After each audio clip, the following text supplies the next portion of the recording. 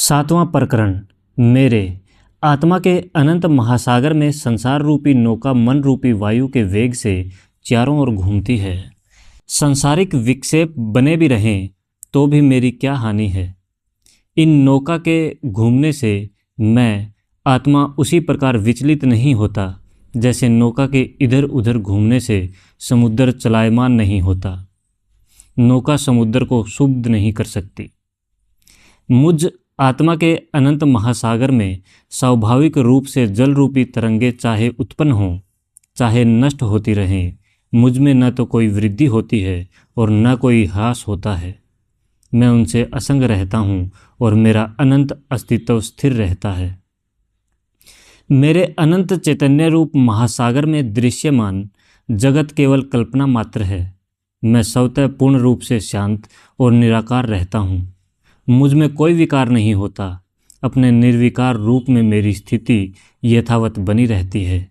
मैं प्रपंच से रहित शांत रूप होकर स्थित हूँ।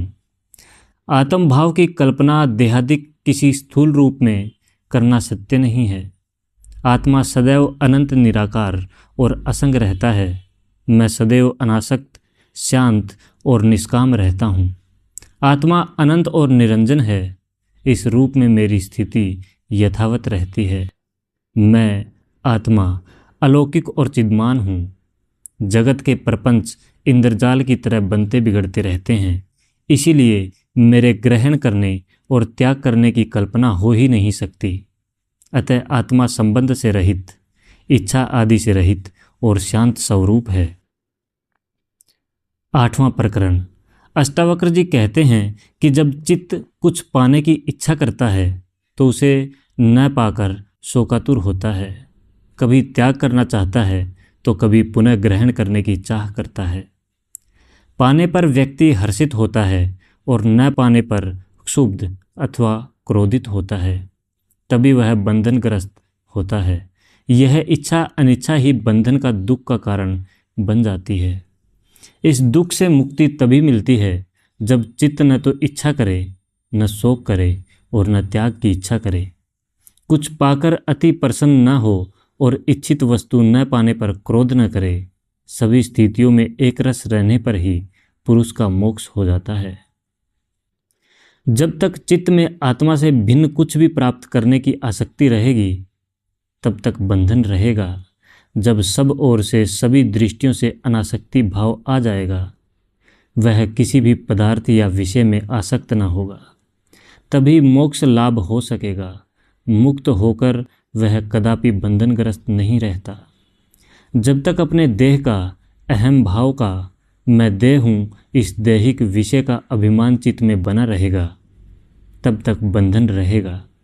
अहम भाव से सर्वथा लुप्त होने पर ही किसी वस्तु के ग्रहण या परित्याग की इच्छा नहीं रहेगी और तभी उसे देह बंधन से मुक्ति प्राप्त हो सकेगी। नौवां प्रकरण।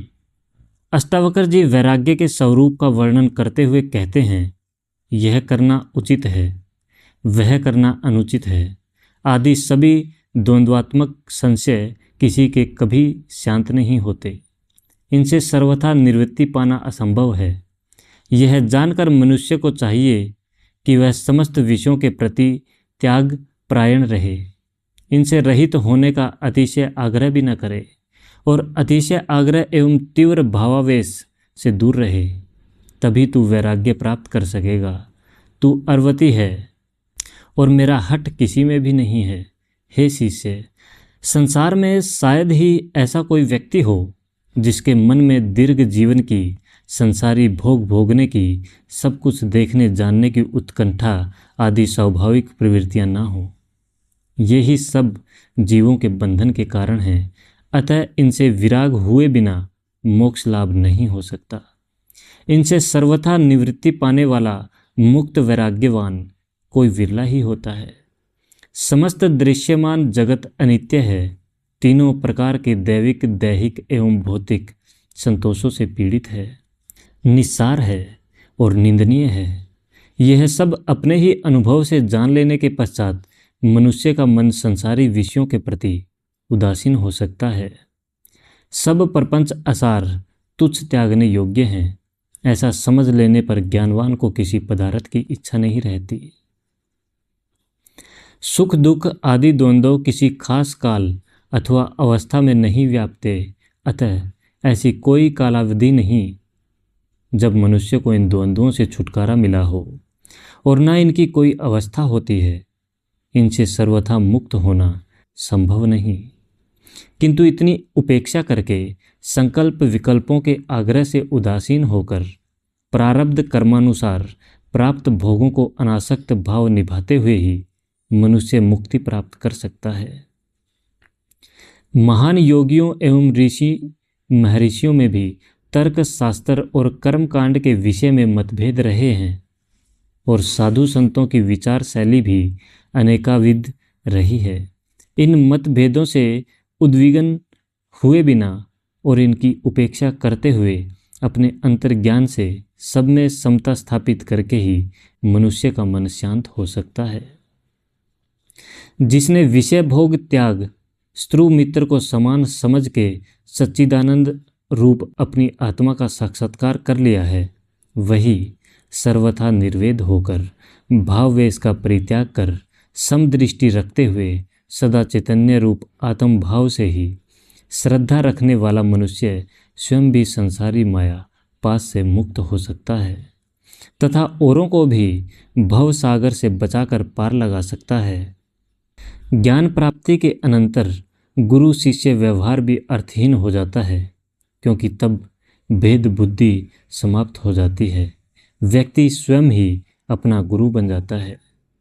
देह और सभी दैहिक इंद्रियों को पंच महाभूतों का विकार जानकर तथा उनके दुख मूलक वास्तविक रूप की जानकारी होने के बाद मनुष्य तत्काल उनसे छुटकारा पा सकता है और अपने सत्य स्वरूप में आस्थावान हो सकता है। सांसारिक विषयों को वासना, उत्तम लोक स्वर्ग पाने की लोक वासना, शास्त्रों के पारंगत होने की शास्त्र वासना, शरीर को सुंदर पुष्ट बनाने की शरीर वासना होना ही संसारी है। इसलिए इन सब वासनाओं का परित्याग कर दो। वासनाओं के त्याग के बाद आत्मनिष्ठ होने से संसार का त्याग स्वयं हो जाता है। ऐसा त्याग संसार होने पर भी प्रारब्धानुसार अनासक्त भाव से कर्म योग की अवस्था तो बनी ही रहती है। आत्म साक्षात्कार की वासना शुद्ध वासना है, जिसका नाश करना उपयोगी नहीं, किंतु जीवन मुक्त के लिए समस्त वासनाओं का त्याग, मन का भी नाश और आत्मज्ञान तीनों उपयोगी हैं। जीवन मुक्ति के आनंद के लिए समग्र वासनाओं का त्याग आवश्यक है।